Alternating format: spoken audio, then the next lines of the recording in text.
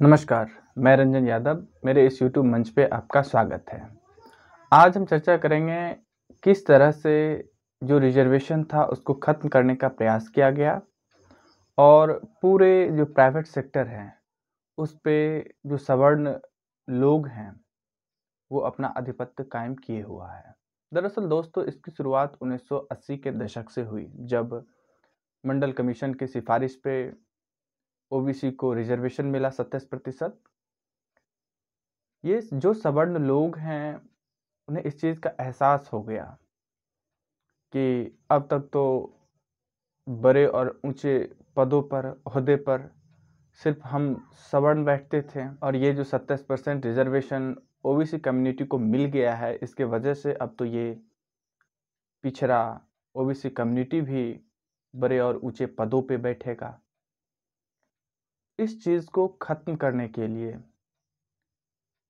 जितने भी सरकारी संस्थाएं थी उसको या तो पूर्ण रूप से बेच दिया गया प्राइवेट कंपनी के हाथों, या उसके कुछ हिस्से को बेच दिया। 50%, 40%, 75%। आप देखिए, रेलवे इतनी बड़ी ऑर्गेनाइजेशन है, इसमें इतने बड़े स्तर पे एम्प्लॉयमेंट जनरेट होती है, पर आज रेलवे को भी बेच दिया गया। एयर इंडिया जो है उसे भी बेच दिया गया।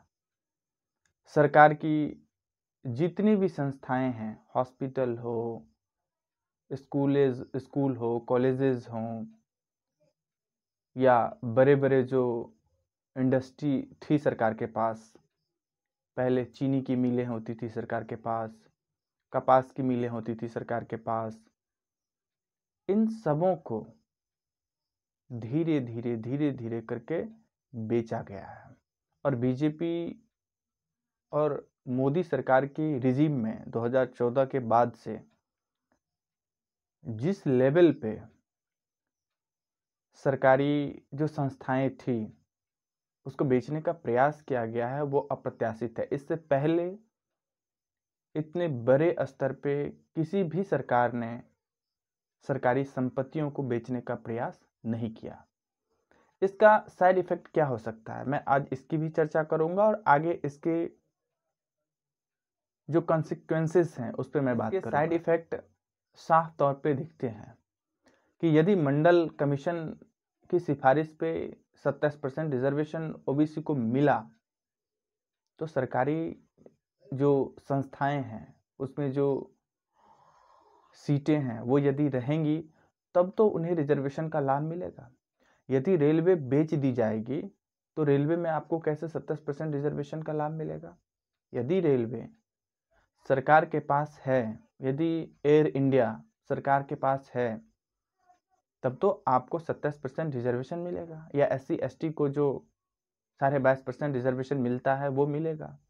और यदि इसे ही बेच दिया जाए प्राइवेट कंपनी के हाथों, इसे नीलामी कर दी जाए, तो फिर आपको रिजर्वेशन कहाँ मिलेगा?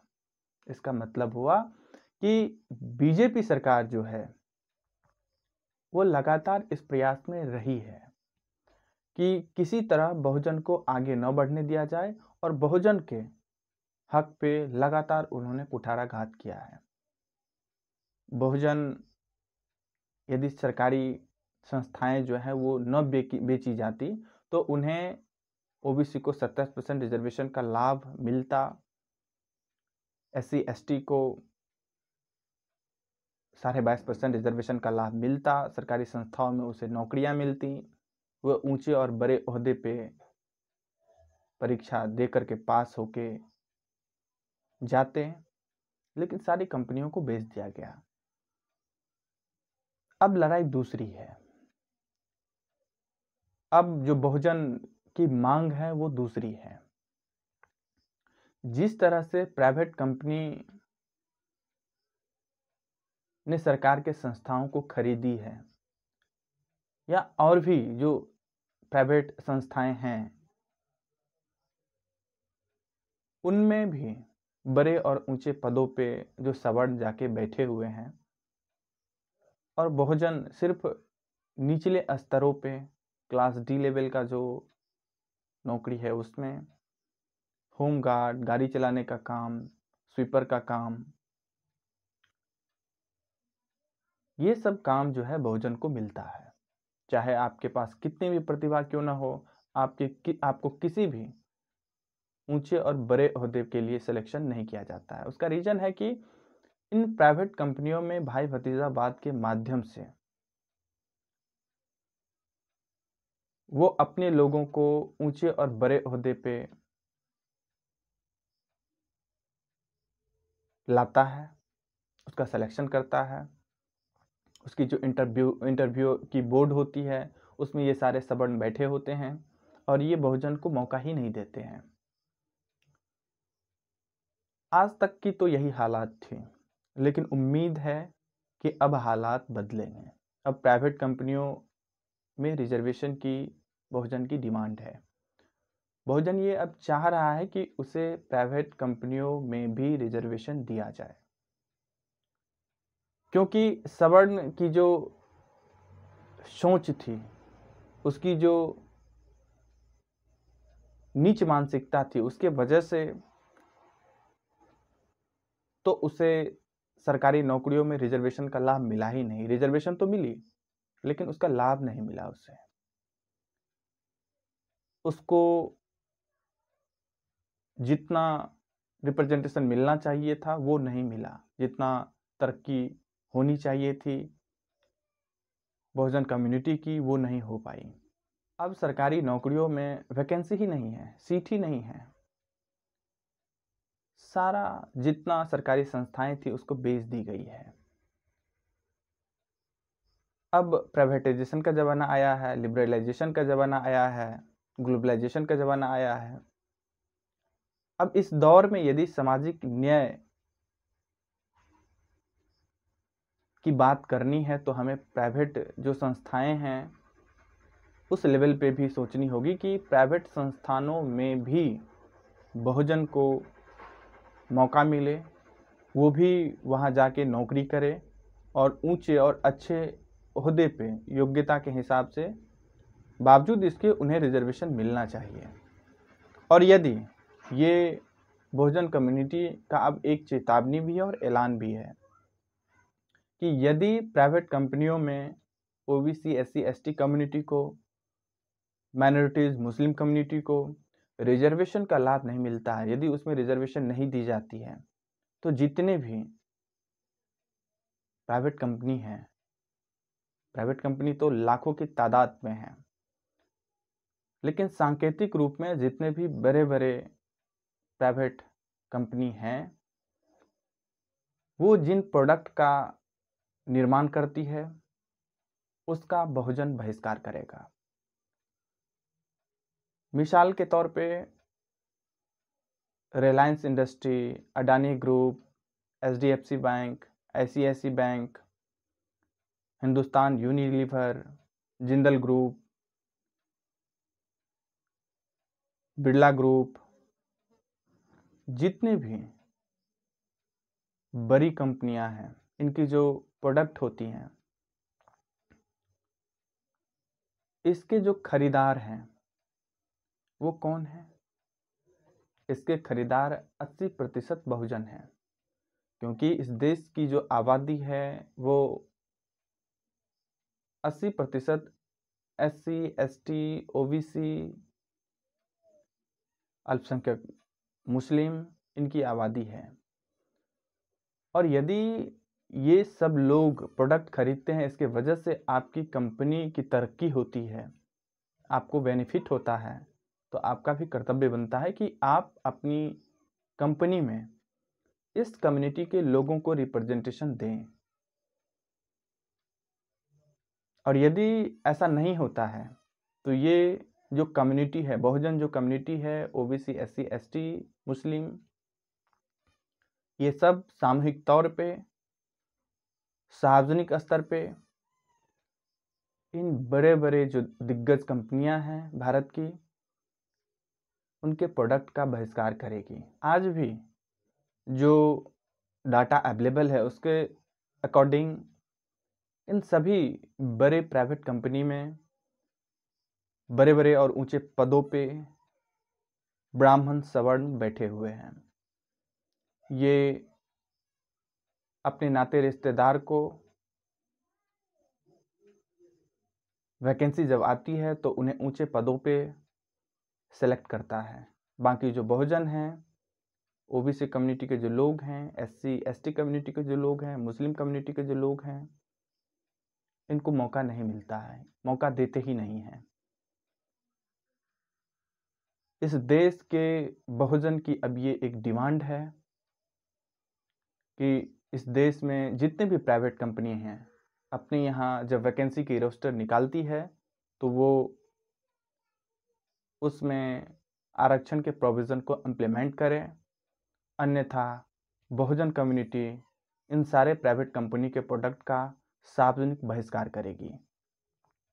दूसरी बात, जो फॉरेन कंपनी है, जो विदेश से कंपनी आई हुई है और इंडिया में उसका अपना फार्म हाउस है, वो यहाँ अपनी औद्योगिक इकाई स्थापित करके वस्तुओं का प्रोडक्शन करती है, उनके लिए भी ये साफ संकेत है कि वो भी जब यहाँ अपने कंपनी में वैकेंसी निकाले तो इंडिया के कानून के हिसाब से जो यहाँ के कम्युनिटी को रिजर्वेशन दिया गया है उसका सख्ती से पालन करें, अन्यथा उसके प्रोडक्ट का भी बहिष्कार किया जाएगा। क्योंकि कोई भी कंपनी हो, इस देश की बड़ी से बड़ी कंपनी और छोटी से छोटी कंपनी हो, उसके प्रोडक्ट का खरीदार यदि कोई है तो 90% इस देश के बहुजन हैं, जिसमें ओबीसी, एससी एसटी और अल्पसंख्यक मुस्लिम कम्युनिटी के लोग हैं। ये लोग जब प्रोडक्ट खरीदते हैं तो मुनाफे के तौर पे इस कंपनी को जो लाभ होता है वही उसकी प्रॉफिट होती है और उसी से उस कंपनी की सारी जो आर्थिक गतिविधियां हैं वो चलती है और उस कंपनी के जो मालिक हैं उनको प्रॉफिट होता है। कंपनी के जो ऊंचे ऊंचे ओहदे पे बैठे बड़े बड़े अफसर होते हैं, पदाधिकारी होते हैं, उसको तनख्वाह मिलती है। तो बहुजन से आपको इतनी बड़ी प्रॉफिट हो रही है कि आपकी इतनी बड़ी कंपनी चलती है, इतने लोगों को वहाँ रोजगार मिला हुआ है, लेकिन बहुजन के लिए आपने क्या किया? एक तरफ सरकारी नौकरियों का बट्टाधार किया जा रहा है, सरकारी जितने भी संस्थाएं हैं उसको बेची जा रही है, और दूसरी तरफ प्राइवेट कंपनी में भाई भतीजावाद के माध्यम से ब्राह्मण या फिर कुछ सवर्ण जो हैं वो ऊंचे ऊंचे पदों पे भाई भतीजावाद के माध्यम से बैठे हुए हैं। इसलिए आज इस देश के बहुजन की ये खुली डिमांड है कि जितने भी इस देश के प्राइवेट कंपनियां हैं वो अपने यहाँ जब वैकेंसी का रोस्टर निकालते हैं तो उसमें रिजर्वेशन का प्रोविज़न इम्प्लीमेंट करें, अन्यथा ये एक बड़ा आंदोलन हो सकता है इस देश में। प्राइवेट कंपनियों में रिजर्वेशन का जो मुद्दा है वो बहुजन अब इसे छोड़ने को तैयार नहीं है और ये एक बड़े आंदोलन की शक्ल ले सकता है। यदि ये बड़े जो कॉरपोरेट हाउसेस हैं समय रहते रिजर्वेशन की पॉलिसी को इम्प्लीमेंट नहीं करता है तो सामान उसके प्रोडक्ट का तो बहिष्कार किया ही जाएगा, साथ ही साथ बड़े लेवल पे एक आंदोलन भी हो सकती है। आज बस इतना ही। अच्छा लगा हो तो प्लीज़ लाइक करें, सब्सक्राइब करें, अपने दोस्तों को शेयर करें ताकि ये जो सवर्णवादी मानसिकता है, मनुवादी मानसिकता है, जिसके वजह से इस देश में सारे सरकारी संस्थाओं को बेच दिया गया ताकि जो बहुजन हैं उन्हें मौका न मिले, और जितने भी प्राइवेट कंपनी हैं उसमें भाई भतीजावाद के माध्यम से सारे सवर्ण और ब्राह्मण ऊंचे और बड़े ओहदे पे बैठे हुए हैं। और आपकी जो अपनी राय होगी इस मुद्दे से संबंधित प्लीज़ कमेंट बॉक्स में ज़रूर दर्ज करें। धन्यवाद।